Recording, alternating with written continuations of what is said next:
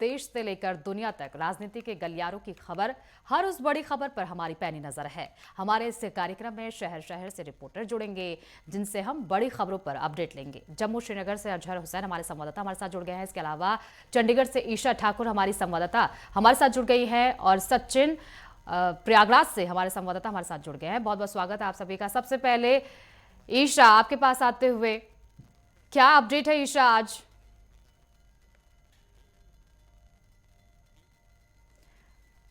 देखिए, Punjab Haryana high court में इनेलो के जो राष्ट्रीय अध्यक्ष हैं अभय सिंह चौटाला, उनकी तरफ से याचिका दायर की गई थी और याचिका में साफ तौर से उन्होंने कहा था कि उन्हें और उनके परिवार को कहीं ना कहीं जो गैंगस्टर हैं और जो कि जून 2023 से लेकर 2025 तक उन्हें लगातार अननोन नंबर से जान से मारने की धमकी उन्हें मिल गई है। ऐसे में उन्होंने जान का खतरा बताते हुए पंजाब हरियाणा हाईकोर्ट का रुख किया था और जेड प्लस सुरक्षा की यहाँ पर मांग की थी।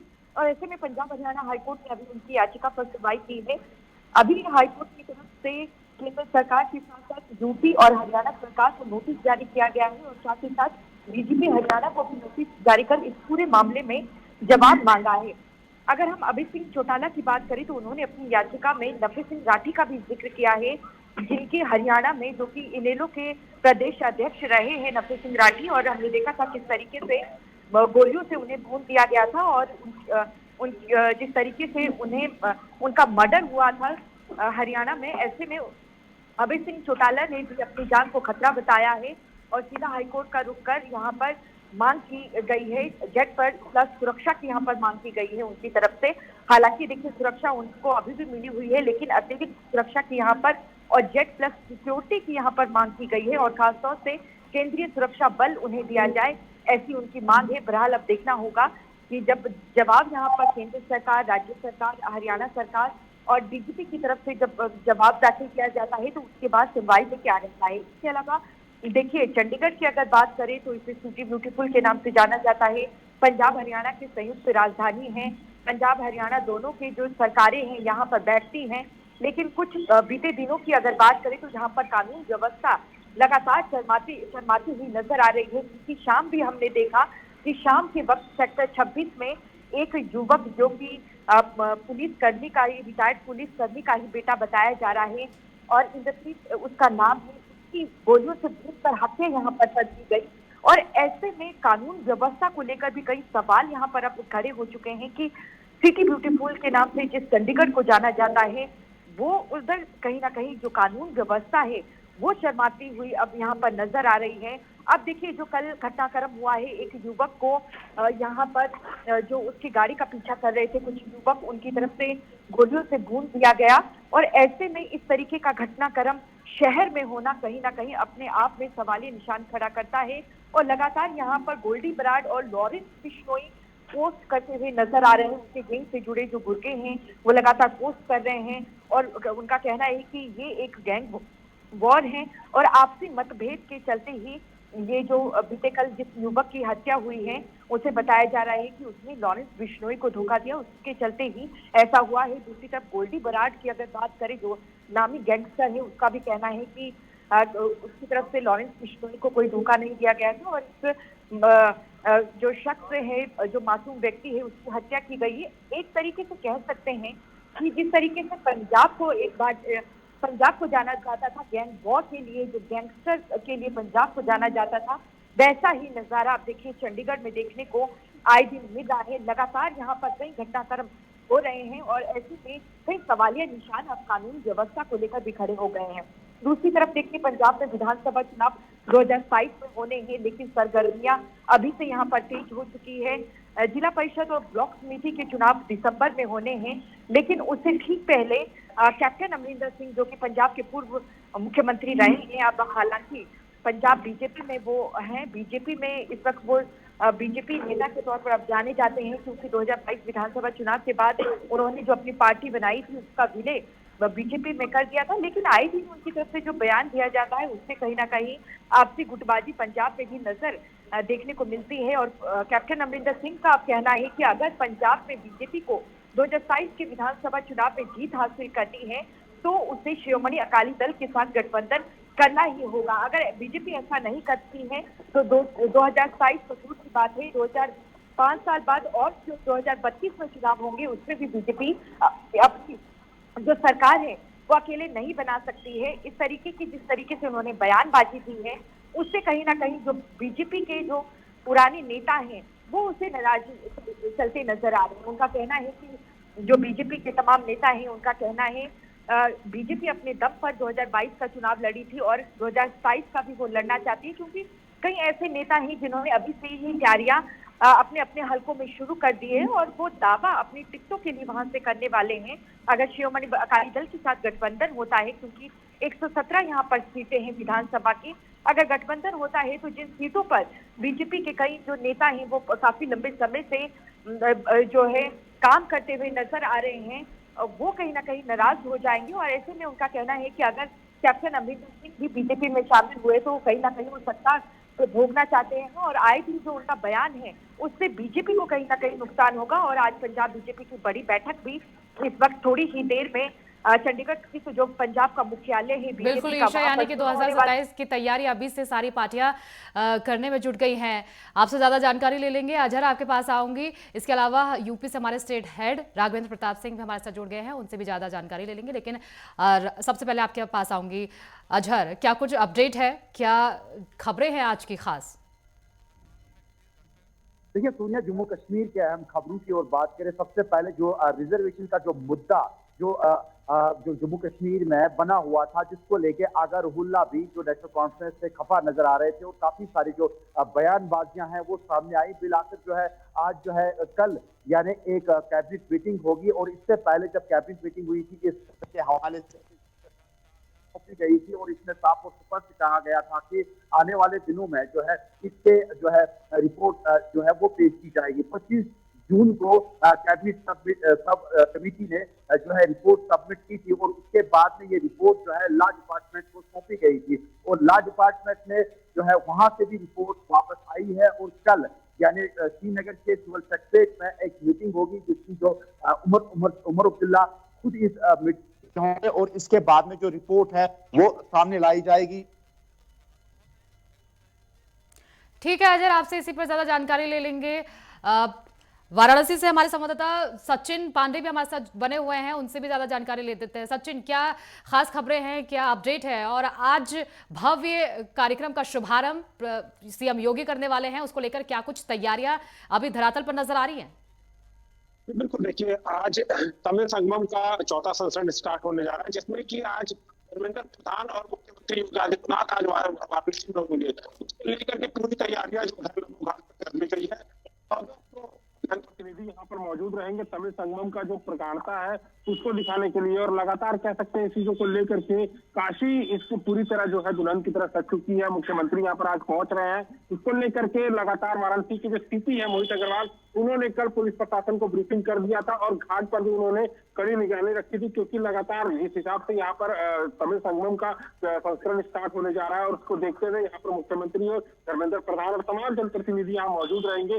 इसको लेकर के जो पूरी तैयारी है, क्योंकि तमिल और उत्तर प्रदेश जो पश्चिमी और उत्तर प्रदेश का जो मिलाप है उसको लेकर के लगातार पिछले कई सालों से ये चल रहा है, जिसमें कि लगातार यहाँ पर जो लोग पहुंच रहे अतिथि उनको स्वागत करने के लिए पुलिस प्रशासन ने पूरी तैयारियां कर रखी है और नमो घाट पर पूरी जो काशी की जो संस्कृति है उसके साथ में उनका स्वागत कर रहे हैं। और यहाँ पर हर हर महादेव के नारे के साथ गूंज के साथ यहाँ पर इंतजार था जो जिस चीजों का लेकर के वो पूरी हो चुकी है। जी ठीक है अजहर, आपके पास वापस आते हुए आपकी बात हम तक नहीं पहुंच पाई थी, आप अपनी बात रख सकते हैं। देखिए, मैं बात कर रहा था रिजर्वेशन के हवाले से कि रिजर्वेशन के हवाले से कल अहम बैठक होने जा रही है। कैबिनेट की एक अहम मीटिंग जो है जो श्रीनगर के सिविल सेक्रेटरीट में इनिकाद अमल में लाया जाएगा, जिसमें चीफ मिनिस्टर उमर अब्दुल्ला भी रहेंगे और सकीना इट्टू जो कि एजुकेशन मिनिस्टर है, सोशल वेलफेयर मिनिस्टर है, वो भी इसमें जो है मौजूद रहेंगे। कहीं ना कहीं जब आगा रुहुल्ला ने इस रिजर्वेशन के हवाले से जो कई प्रोटेस्ट भी किए थे, धरने भी किए थे, जिसमें वो अपने ही जो पार्टी के जो चीफ मिनिस्टर है उमर अब्दुल्ला के रेजिडेंस तक उन्होंने वो प्रोटेस्ट किया था, वो छात्रों के साथ वहां पे उस प्रोटेस्ट में शामिल हुए। बिलाकर जो है 20 जून 2025 को जो है कैबिनेट सब मीटिंग ने सब कमेटी ने अपना रिपोर्ट जो है वो जो है दर्ज किया था और उसके बाद में ये रिपोर्ट जो है लॉ डिपार्टमेंट के पास चला गया था और लॉ डिपार्टमेंट से अब वापस आया है। कल इसमें अहम बैठक जो है वो होने जानी है। और इस रिपोर्ट के बाद में जब ये मीटिंग होगी तो ये रिपोर्ट जो है एलजी मनोज सिन्हा को सौंप दी जाएगी और उसके बाद में इसकी हरी झंडी मिल सकती है। तो कहीं ना कहीं आज की डेट में अगर हम इस रिपोर्ट से पहले आज रिजर्वेशन जो है 70% रिजर्वेशन है, जिसमें गुजर बकरवाल शेड्यूल ट्राइब के लिए 20% है, आरबीआई के लिए 10% है, बाकी बैकवर्ड क्लास के लिए 8% है, इकोनॉमिक वीक और बाकी जितनी भी कैटेगरिया है 8, 4, 1, तो कुल मिला के जो ओपन मेरिट के लिए बहुत कम इसमें जो है रिजर्वेशन रखी गई थी, वो बहुत कम संख्या जो प्रतिशत है परसेंटेज है वो रखी गई थी। लेकिन अब की बात जो मीटिंग होगी या जो रिपोर्ट जो सामने आएगी तो इसमें ये आशंका लगाई जा रही है जो ओपन मेरिट के जो ओपन मेरिट के लिए इसमें काफी तफावत मिल सकती है। तो कहीं ना कहीं जब आगर हुल्ला ने भी ये सवाल ये मुद्दा उठाया था तो इसके बाद में कल जब ये सामने आएगा क्या इसमें क्लियर है, लेकिन जहां तक लग रहा है कि इस बार जो है ओपन मेरिट के लिए जो है परसेंटेज में जो है उनके लिए राहत की सांस मिल सकती है। दूसरी अगर हम अहम खबर की अगर हम बात करें, क्राइम ब्रांच ऑफ इंडिया यानी सीबीआई की जानिब से जो 1989 में जो रूबिया सईद, डॉक्टर रूबिया सईद जो मुफ्ती सईद की जो बेटी है उसके अफगा केस में जो है एक जो व्यक्ति है जो जेकेएलएफ का यानी यासीन मलिक का एक करीबी साथी भी बताया जा रहा है, पिछले 35 सालों से वो एब्सकॉन्ड था और मतलूब था पुलिस को, सीबीआई को, क्योंकि ये तब से लेके 8 दिसंबर 1989 को ये अगवाकारी का जो केस है ये बना हुआ था, तब से लेके ये केस जो है वो चल रहा था। हालांकि जेकेएलएफ के जो यासीन मलिक है वो अभी भी जेल में है, लेकिन ये जो व्यक्ति था जिसका नाम जो है शफात अहमद संगलू बताया जा रहा है, ये तब से लेके अभी तक एब्सकॉन्ड था। कल इसकी लेट आवर्स में सीबीआई की जानिब से ये पुष्टि की गई कि इसको हिरासत में यानी इसको गिरफ्तार कर लिया गया है। तो कहीं ना कहीं इसके सर के ऊपर से जो फोर्सेस ने उस समय भी और वक्तन फवक्तन जब इसकी नीड थी इस केस में तो 10 लाख रुपए के इसके सर पे इनाम भी रखा गया था। तो कहीं ना कहीं ठीक है अजर, आपके पास लौटूंगी। राघवेंद्र आपके पास आते हुए क्या कुछ अपडेट है? राघवेंद्र, क्या खास खबरें हैं आज उत्तर प्रदेश से? बिल्कुल सोनिया, उत्तर प्रदेश की खास खबरों की बात कर लें तो मोदी सरकार की मंत्रिपरिषद की आज अहम बैठक होनी है। लगभग 20 प्रस्तावों पर मुहर लगने की संभावना है, जिसमें अयोध्या राम मंदिर में संग्रहालय बनाने के प्रस्ताव पर मुहर लग सकती है। इसके अलावा 2022 का जो पदक विजेताओं की नियमावली है उसमें संशोधन आ सकता है। इसके अलावा खेल विभाग से जुड़े अन्य अहम प्रस्तावों पर मुहर लग सकती है। इसके अलावा वित्त और स्टाम्प विभाग के अहम प्रस्तावों पर मुहर लगने की पूरी संभावना है। और ऐसी जानकारी मिल रही है कि धार्मिक पर्यटन को भी लेकर कुछ अहम प्रस्तावों पर मुहर लग सकती है, क्योंकि प्रयागराज में माघ मेला होने वाला है, तो देखना होगा कि किन किन अहम प्रस्तावों पर मुहर लगती है। वहीं माघ मेला को लेकर के आज गंगा आरती वहां पे प्रयागराज में की जाएगी। और वाराणसी की बात कर लें तो काशी तमिल समागम, दो संस्कृतियों की सांस्कृतिक जो विरासत हो उनको जोड़ने की कड़ी में जिस तरह से पीएम नरेंद्र मोदी द्वारा काशी तमिल समागम की शुरुआत की गई थी, उसकी आज एक झलक फिर से देखनी पड़ेगी, जहां पे मुख्यमंत्री योगी आदित्यनाथ खुद ही काशी नमो घाट पे उस कार्यक्रम में शिरकत करेंगे। तो देखना होगा कि इस बार का जो काशी तमिल समागम का कार्यक्रम होता है, जो वहाँ पे आरती होती है, जिस तरह के सांस्कृतिक कार्यक्रम होते हैं, उसकी आभा जो निकलती है वो आम जनता तक क्या छाप छोड़ती है। इसके अलावा हम बात कर लें उत्तर प्रदेश की खास खबरों की, तो लगभग 2000 करोड़ के नकली कफ सिरप के अवैध कारोबार की संभावना सामने आई है, जिसमें कई सफ़ेदपोश और कई तरह के बिल्डर भी उसमें शामिल होने की खबरें आई हैं। ऐसा माना जा रहा है कि कई सफ़ेदपोश के होने की संभावना है। जो इसके अवैध सप्लायर थे वो महंगी महंगी गाड़ियां और अन्य गिफ्टेड इन सफ़ेदपोशों को भेंट किया करते थे और उसी के दम पे ये नकली कफ सिरप का व्यापार करते रहते थे। तमाम लोगों की मौतें कई राज्यों में ये नकली कफ सिरप की बातें सामने आई थी, जिसमें मध्य प्रदेश, राजस्थान भी शामिल था। उत्तर प्रदेश में ये घटना जब सामने आई है तो ईडी अब अपनी जांच शुरू कर दी है और ये मामला बहुत बड़ा होता हुआ दिखाई दे रहा है, जिसके तार झारखंड तक जुड़े हुए दिख रहे हैं। इसके अलावा हम बात कर लें उत्तर प्रदेश की खबरों की, तो जिस तरह से दिल्ली का मानसून सत्र चल रहा है, शीतकालीन सत्र चल रहा है और उसमें अखिलेश यादव लगातार भारतीय जनता पार्टी और निर्वाचन आयोग पर हमला बोलते हुए दिखे। जिस तरह से एसआईआर के मुद्दे पर सरकार को घेरने का काम किया। वहीं राहुल गांधी की बात कर लें तो चूंकि यहीं अमेठी से सांसद, रायबरेली से सांसद हैं उत्तर प्रदेश से ही, और उन्होंने भी जिस तरह से अडानी के मुद्दे पर LIC को लेकर घेरने का प्रयास किया था या फिर अन्य घटनाओं को, दिल्ली ब्लास्ट को लेकर, वहाँ पे वित्त मंत्री निर्मला सीतारमण द्वारा लिखित रूप से संसद में पेश किया गया कि कहीं से भी अडानी के LIC में कहीं भी इन्वेस्टमेंट की बातें सत्य नहीं हैं। अब देखना होगा कि ये जो शीतकालीन सत्र चलता है इसमें विपक्षी नेताओं की अगली कड़ी क्या होती है। वहीं उत्तर प्रदेश की बात कर लें तो कल CM आवास पे संघ के बड़े नेताओं अरुण कुमार और अन्य नेताओं के साथ मुख्यमंत्री की एक अहम बैठक हुई। 2027 के चुनाव को लेकर रणनीति बनी और ऐसी संभावना है, सूत्रों से जो जानकारी मिल रही कि जल्दी ही उत्तर प्रदेश में एक हिंदू सम्मेलन देखने को मिल सकता है। 2027 के चुनाव को साधने के लिए भारतीय जनता पार्टी और संघ कहीं न कहीं से हिंदुओं को एकजुट करने के लिए एक बड़ी रैली करते हुए दिखाई दे सकते हैं। जी ठीक है राघवेंद्र। ईशा, आपके पास आते हुए देखिए, आपने बताया है कि अभय सिंह चौटाला कह रहे हैं कि मेरी जान को खतरा है। किससे उन्हें खतरा है? और ऐसा भी बार बार ये खबरें आ रही थी कि लगातार उन्हें धमकियां मिल रही है। क्या उनकी तरफ से कोई बयान आया है? किससे उन्हें धमकी मिल रही है? और उन्होंने अब Z+ सुरक्षा की मांग की है हाईकोर्ट में।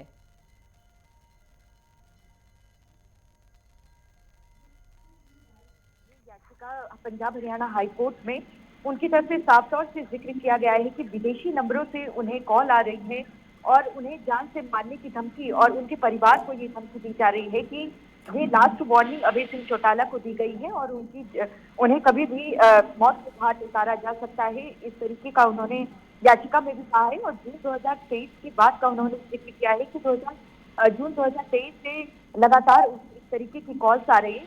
उन्होंने गैंगस्टर का भी यहाँ पर जिक्र किया है कि कई ऐसे गैंगस्टर हैं जो इस तरीके से जान से मारने की धमकी दे रहे हैं। हालांकि देखिए, अभय सिंह चौटाला राष्ट्रीय अध्यक्ष इनेलो के और वो विधायक भी हैं, ऐसे में उन्हें सुरक्षा मिली हुई है, लेकिन उन्होंने अतिरिक्त सुरक्षा की यहाँ पर खुद के लिए भी और अपने परिवार के लिए भी मांग की है। Z+ सिक्योरिटी की यहाँ पर मांग की गई है। लेकिन अब देखना है कि जब जिस तरीके से नोटिस यहाँ पर जारी किया गया है केंद्र सरकार को, यूपी को, हरियाणा सरकार को, DGP हरियाणा को, तो उनकी तरफ से क्या जवाब में दाखिल किया जाता है? क्या वाकई में अभय सिंह चौटाला की जान को खतरा है या नहीं? लेकिन यहाँ पर देखिए, अभय सिंह चौटाला ने नफी सिंह राठी का भी जिक्र किया है। नफी सिंह राठी इनेलो के प्रदेश अध्यक्ष रहे हैं। जब वो प्रदेश अध्यक्ष थे तो उन्हें किस तरीके से दिन दहाड़े गोलियों से भून दिया गया था, ये सभी ने देखा। और ऐसे में यही वजह है कि लगातार उनकी तरफ से कहा जा रहा है कि ये कानून व्यवस्था का मुद्दा नहीं है, ये जान राष्ट्रीय सुरक्षा का भी मुद्दा है। और ऐसे में उन्होंने आग्रह किया है पंजाब हरियाणा हाईकोर्ट से कि उन्हें सुरक्षा दी जाए। विदेशी नंबरों का उन्होंने जिक्र किया है और अज्ञात लोगों से उन्हें यहाँ पर धमकी दी जा रही है, ऐसा उन्होंने हाईकोर्ट के समक्ष कहा है अपनी याचिका में। और हाईकोर्ट में आज सुनवाई भी हो चुकी है। पहले नंबर पर ही उनकी याचिका आज टेकअप हाईकोर्ट की तरफ, और उसमें नोटिस जारी किया गया है। और अब जब नोटिस जारी किया गया है तो जवाब जब दाखिल किया जाएगा उसका इंतजार यहाँ पर रहेगा कि क्या जवाब दाखिल किया जाता है। लेकिन यहाँ पर देखिए, अभय सिंह चौटाला ही नहीं, कांग्रेस के भी कई ऐसे विधायक हैं जिनकी तरफ से ये मुद्दा उठाया गया था कि विदेशी नंबरों से उन्हें जान से मारने की धमकी दी जा रही है और ये नंबर गैंगस्टर से जुड़े भी हो सकते हैं। तो ऐसे में एक बहुत बड़ा यहाँ पर सवाल बनता हुआ नजर आ रहा है। पहले पंजाब में देखिए, जो गैंगस्टर हैं वो लगातार गैंगस्टर वॉर करते हुए नजर आते थे। पंजाब की कानून व्यवस्था पर पहले सवाल खड़े होते थे, लेकिन अब साथ में पड़ोसी राज्य हरियाणा और चंडीगढ़ भी इससे अछूता नहीं है। गैंग वॉर लगातार यहाँ पर देखने को मिल रहे हैं और ये इससे देखिए ये बिल्कुल ईशा, पुलिस प्रशासन को भी इस मामले में गंभीरता दिखानी चाहिए और इस पूरे मामले को सुलझाकर जो भी आरोपी है उसको जल्द से जल्द पकड़ना चाहिए। सचिन, आपके पास आते हुए देखिए, आज काशी तमिल संगमम का यहाँ पर शुभारंभ करेंगे CM योगी आदित्यनाथ। कितने बजे का उनका कार्यक्रम रखा गया है, कितने बजे वो पहुंचेंगे और इसके अलावा कौन कौन उनके साथ जो बड़े नेता है वो पहुंचने वाले हैं यहाँ पर? जी देखिए, अभी तक यही जानकारी है कि 12 बजे के बाद मुख्यमंत्री योगी आदित्यनाथ पहुंचेंगे और काशी के नमो घाट पर जितने प्रतिनिधि हैं 1400 जनप्रतिनिधि यहाँ मौजूद रहेंगे, जिसमें उत्तर प्रदेश के तमाम मंत्री और जो तमिल साइड के जितने भी मंत्री हैं वो यहाँ पर मौजूद रहेंगे। तमाम ऐसे बड़े चेहरे नमो घाट पर दिखाई देंगे, क्योंकि तमिल और उत्तर भारत का जो प्रगाढ़ता है उसको दिखाते हैं। प्रधानमंत्री नरेंद्र मोदी का भी यहाँ पर आने का था, लेकिन उसी को कैंसिल किया। CM योगी आदित्यनाथ आज काशी पहुंच रहे हैं तो तमाम ऐसी जो चीजें झलकियां देखने को मिलेगी। और इसके लिए पूरी जो तैयारियां है नमो घाट पर वो कर ली गई है। और यहाँ पर जितने मंत्री हैं भाजपा के, चाहे अनिल राजभर हुए, चाहे इसके रविंद्र जायसवाल, चाहे नीलकंठ तिवारी, चाहे तमिल साइड से जितने भी मंत्री होंगे वो दिखाई देंगे। तमिल से जितने लोग यहाँ पर पहुंच रहे हैं उनको देख करके पूरी प्रशासन अपनी तरफ से पूरा स्वागत के लिए परिपूर्ण कर चुकी है। जी, सुरक्षा व्यवस्था किस तरह की नजर आ रही है सचिन? जी देखिए, सुरक्षा व्यवस्था की अगर हम बात करें तो सुरक्षा व्यवस्था चाक चौबंद है। लगातार मैंने पहले बताया कि वाराणसी के सीपी और वाराणसी के डीएम और तमाम जितने भी अधिकारी हैं वो कल रात से पूरे गश्त कर रहे हैं और ड्रोन और सीसीटीवी कैमरे की पूरी निगरानी कर दी गई है यहाँ पर। और लगातार जितने एनडीआरएफ और सीडीआरएफ के जो जवान थे वो यहाँ पर तैनात किए गए हैं। वाराणसी के सीपी इस समय पूरी चाक चौबंदियों के साथ पूरे प्रशासन की जो कमर कस ली गई है और लगातार जितने भी फोर्सेज है उनको भी तैनात कर दिया गया। ब्रीफिंग करते हुए सीपी लगातार नजर आ रहे हैं कि कोई भी दिक्कतों का सामना करना ना पड़े, इसको लेकर के लगातार घाटों की भी अगर हम बात करें तो घाटों पर भी चाक चौबंदी बढ़ा दी गई है। जी ठीक है सचिन। अजहर आपके पास आते हुए देखिए, अजहर एक के बाद एक जिस तरीके से दिल्ली क्लास कार ब्लास्ट मामले में एक के बाद एक कनेक्शन सामने आ रहे थे, एसटीएफ ने कल 8 जगहों पर छापेमारी की है, इस पर क्या अपडेट है?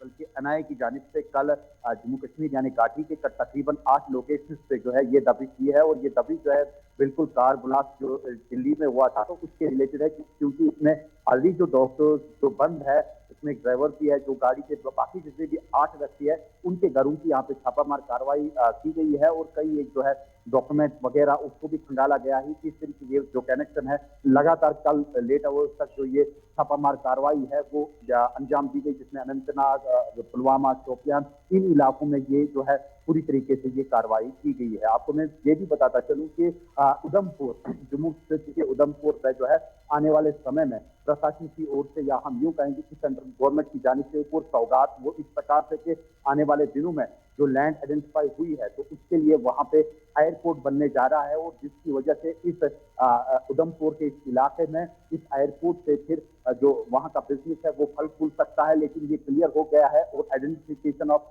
लैंड भी हो गई है और आने वाले दिनों में जो है इससे भी काम शुरू हो जाएगा। अगर हम वेदर की बात करें पूरे जम्मू कश्मीर में, अगर जम्मू का वेदर की बात करें या घाटी की बात करें, जम्मू में हालांकि अभी तापमान सामान्य है, 10 से 12 डिग्री जो है तापमान वो रिकॉर्ड किया जा रहा है। हालांकि वहां पे बिल्कुल सुहाना मौसम है, लेकिन घाटी का जो मौसम है बिल्कुल छिटुकी हुई सर्दी जो है का सिलसिला जो है वो लगातार जारी है। और इसी के पेश नजर जो बीती रात, जो हालांकि बीती रात में थोड़ी सी राहत मिली है, क्योंकि बीती रात जो बादलों का घेराव रहा पूरे घाटी में, जिसकी वजह से टेम्परेचर में थोड़ी सी कमी यहाँ पे देखने को मिली। इस प्रकार से शोपियान में सबसे जो सर्द तरीन रात है वो रिकॉर्ड की गई है, यहाँ पे -5 डिग्री जो है वो रिकॉर्ड किया गया है तापमान। और इसी प्रकार से हालांकि पहलगाम में जो है -6 तक चला गया था, लेकिन पहलगाम अब वापस आ गया, -2.2 डिग्री सेल्सियस रिकॉर्ड किया गया है। और इसी तरीके से गुलमर्ग में 0.0 डिग्री सेल्सियस रिकॉर्ड किया गया है। लेकिन मेन श्रीनगर में -2.5 जो टेम्परेचर है वो रिकॉर्ड किया गया है। कहीं कहीं बीती रात जो है जो घाटी में जो है वो थोड़ी सी राहत मिली है। लेकिन आने वाले दिनों में जिस तरीके से वेदर डिपार्टमेंट का मानना है कि 10 दिसंबर तक जो है मौसम में खुशक होगा और 10 दिसंबर के बाद में कुछ स्नोफॉल हो सकती है। लेकिन ठीक है अजय, ठीक। राघवेंद्र आपके पास आते हुए देखिए, आज सीएम योगी की अध्यक्षता में कैबिनेट की बैठक होगी और इसमें कौन कौन से वो प्रस्ताव है जिसमें आज मोहर लग सकती है? बिल्कुल सुने, लगभग 20 प्रस्तावों पे मुहर लगने की संभावना है, जिसमें ये माना जा रहा है कि जो 2022 का पदक विजेता नियमावली है उसमें संशोधन करके एक महत्वपूर्ण प्रस्ताव पे मुहर लग सकती है। इसके अलावा खेल विभाग के अहम प्रस्तावों पे मुहर लगने की जानकारी मिल रही है। वित्त और स्टाम्प विभाग के क्षेत्र में जो उन विभागों के हैं महत्वपूर्ण बातें, उस पे मुहर लगने की संभावना है। इसके अतिरिक्त ऐसी संभावना व्यक्त की गई है कि धार्मिक पर्यटन को लेकर भी कुछ अहम प्रस्तावों पे मुहर लग सकती है। और एक बहुत महत्वपूर्ण, अयोध्या में जो राम मंदिर बना है वहाँ पे एक संग्रहालय बनाने की जो बात आ रही थी उस पर महत्वपूर्ण कड़ी में आज उनके प्रस्तावों पे मुहर लगने की जानकारी मिल रही है, जिस पे आज योगी कैबिनेट में आज इस पे भी मुहर लग सकती है। इसके अलावा एक महत्वपूर्ण बात और है कि उत्तर प्रदेश के विधानसभा का जो शीतकालीन सत्र है वो 15 दिसंबर से चलने की जानकारी मिल रही है। और चूंकि उत्तर प्रदेश में कई SIR का मुद्दा हो या फिर नकली कफ सिरप का मुद्दा हो या अखिलेश यादव जैसा PDA की बात करते हैं, उन प्रस्तावों को लेकर काफ़ी गहमा गहमी यहाँ भी उत्तर प्रदेश विधानसभा का जब सत्र चलेगा तो देखने को मिल सकता है। जी सोनिया। बिल्कुल बिल्कुल।